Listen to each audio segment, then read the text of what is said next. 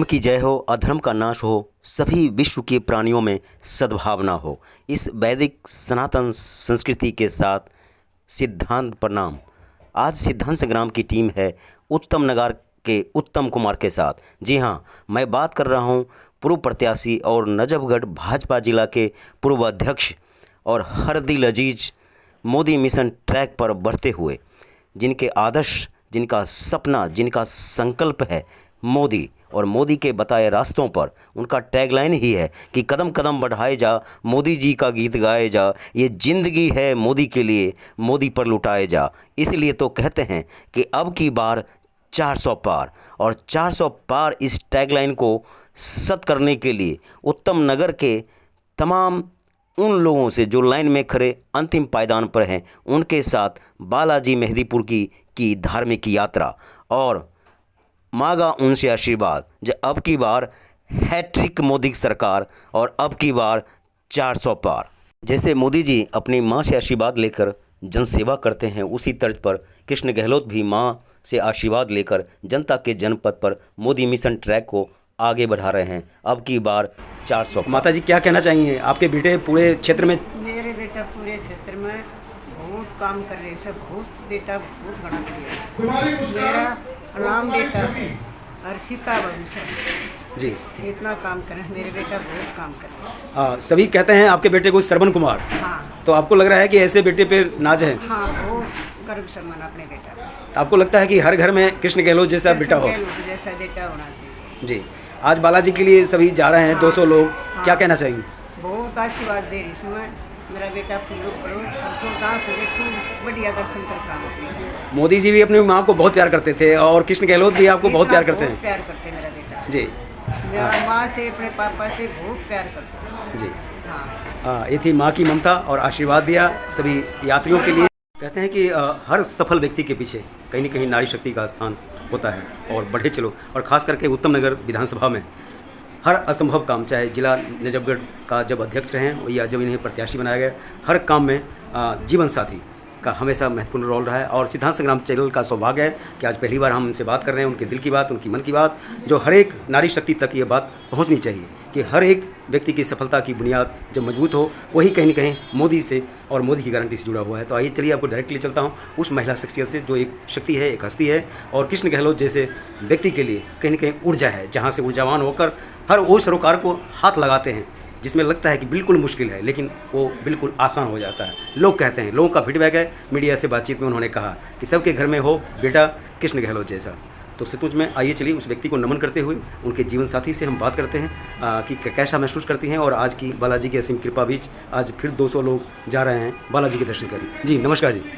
हाँ, आपका परिचय, आपका क्या नाम? गहलोत। मैं 2023 में निगम पार्टी नवादा से मैंने प्रत्याशी थी मैं। जी जी। और मैंने थोड़ी सी वोटों से रह गई थी जी। तो जिस तरह से आपके पतिदेव कृष्ण गहलोत जी काम कर रहे हैं, पार्षद नहीं है, विधायक नहीं है, मंत्री नहीं है, सांसद नहीं है, लेकिन वही ऊर्जा, वही तेज, वही जोश। जी देखिए, हमें किसी पद की ज़रूरत नहीं है, हमें तो बस किशन जी की शुरू से ये इच्छा थी कि हमें समाज सेवा करनी है, हमें लोगों की मदद करनी है।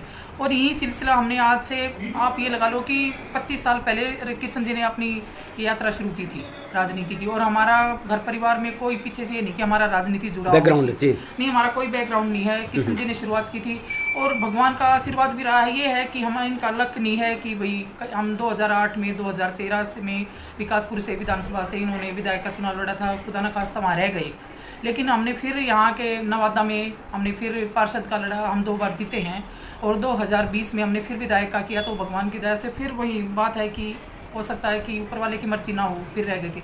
लेकिन 2023 में मैंने भी फिर पार्षद का नवादा से इलेक्शन लड़ा है, लेकिन फिर 206 वोटों से। लेकिन अगर पार्टी का आशीर्वाद कहें तो पार्टी का आशीर्वाद मिलता रहा है टिकट के तौर पर? पार्टी, देखिए, पार्टी को विश्वास था, क्योंकि कृष्ण जी पार्टी है या ना है, हम उस चीज़ से उनको कोई मतलब नहीं, लेकिन बस उन्होंने ये है कि उन्होंने ज़मीन पे रह के काम किया, और लोग उनसे बहुत प्यार करते हैं और बहुत आशा भी रखते हैं। जी।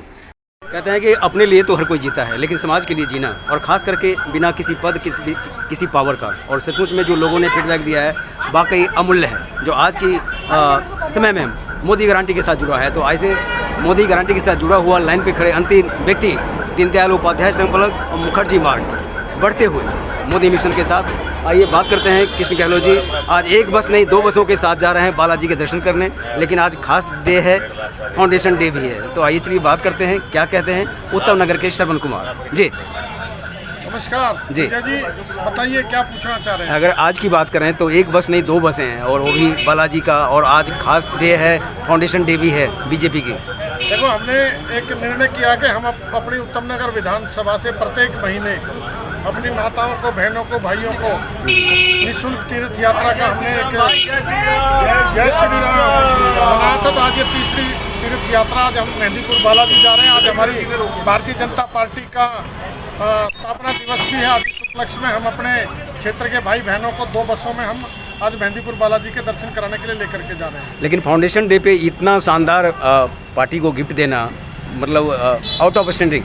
पार्टी को गिफ्ट नहीं है, पार्टी हम सोचिए, हमारी हमेशा सोच ये रह सकती है भारतीय जनता पार्टी हमें क्या देगी, ये नहीं सोचते हैं हम भारतीय जनता पार्टी को क्या दे सकते हैं, ये हम इस सोच के साथ चलते हैं। और क्षेत्र के लोगों को जिनकी इच्छा रहती है, हम हर महीने ये यात्रा रखते हैं। तो जो इस बार गए हैं, फिर अगली बार दूसरी जगह जाएंगे, तो ये सिलसिला हम लोगों ने चला रखा है। लोगों से जो फीडबैक आया है सिद्धांत संग्राम को, उन्होंने कहा है कि उत्तम नगर के आप हैं श्रवण कुमार। तो क्या आज की डेट में जो उत्तर आधुनिक काल चल रहा है, उस समय श्रवण कुमार बनना और उसको मैनेज रखना जी। श्री राम जी का युग आया है, और श्री राम जी के युग में अगर क्षेत्र की जनता मुझे श्रवण कुमार का दर्जा दे रही, तो मेरे लिए इससे सौभाग्य की बात हो नहीं सकती। मैं सभी की भावनाओं को अपने सिर माथे पे रखता हूँ, और हनुमान जी महाराज जी से यही प्रार्थना करता हूँ, उनकी कृपा बनी रहे और इतनी शक्ति वो दें, हम अपने क्षेत्रवासियों को हम इसी प्रकार से सेवा करते रहें। अब की बार मिशन 2024 भी है, तो उस दरमियान क्या बालाजी से अपील करना चाहेंगे? मिशन प्रार्थना 2024, देखो हनुमान जी की और राम जी की कृपा तो हमेशा है ही। मिशन 2024 में अब की बार 400 पार है, और फिर एक बार मोदी सरकार है जी। यशवीर सिंह मन्नू भाई मेरा नाम है जी। और आज हम जो ये यात्रा लेकर के जा रहे हैं, भारतीय जनता पार्टी की स्थापना दिवस और जन कल्याणकारी और लोगों को देव दर्शन और उसको कराने के लिए जो हमारा मूल रूप से सिद्धांत है जी, उसी के चलते हुए हम अपना ये प्रोग्राम करते हैं। हर महीने हमारे यहाँ से तीर्थ यात्रा के लिए बस जाती है। हमारे बड़े भाई कृष्ण गहलोत जी सभी जगह, पिछली बार भी 25 बसें लेकर हरिद्वार गए थे, और उससे पिछले महीने वृंदावन और मथुरा, इन सभी जगह अपने जो जिसको अपना परिवार मानते हैं उत्तम नगर विधानसभा के अपने सभी बहनों को और भाइयों को। 2-4 लोग जब एक साथ जाते हैं तो यात्रा डिस्टर्ब हो जाती है, टेंशन बढ़ जाता है, लेकिन 2 बसों को लेकर जाना और इतनी सारी महिलाओं को जी इकट्ठे जाने में अलग ही बाबा के दर्शन होते हैं और अलग ही मज़ा आता है। बाबा के दर्शन बहुत बढ़िया संकल्प में होते हैं। आपके कृष्ण गहलोत जी क्यों हैं खास? हमारे बहुत पुराने मित्र हैं और हमारे क्षेत्र के लिए उन्होंने काम किया है जी। लोगों ने जो बातचीत करते हुए कहा है मीडिया से, ये उत्तम नगर के श्रवण कुमार हैं, तो क्या आप इससे इत्तेफाक रखते हैं? जी, उत्तम नगर में एक ही नेता है जिनका नाम है कृष्ण गहलोत जी। ये खाली नेता ही नहीं, हर परिवार के सदस्य हैं।